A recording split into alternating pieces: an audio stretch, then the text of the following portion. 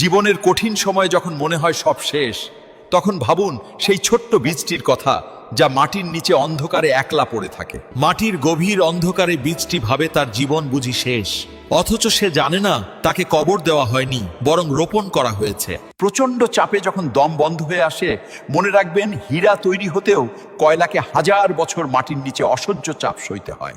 আমরা সাফল্যের আলো চাই, কিন্তু আলোর দেখা পাওয়ার আগে যে দীর্ঘ অন্ধকার রাত পাড়ি দিতে হয়, তা সইবার শক্তি সবার নেই। যাকে ব্যর্থতা ভেবে কাঁদছেন, হতে পারে সেটি সৃষ্টিকর্তার পক্ষ থেকে আপনাকে আরো শক্তিশালী করার এক গোপন প্রস্তুতি।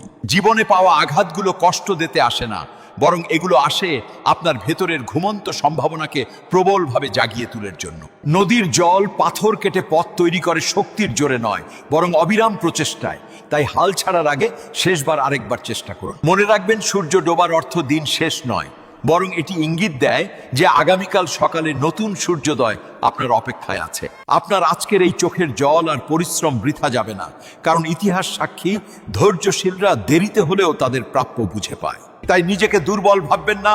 আয়নার সামনে দাঁড়িয়ে নিজের চোখে চোখ রেখে বলুন, আমি হারার জন্য আসিনি, এসেছি জিততে।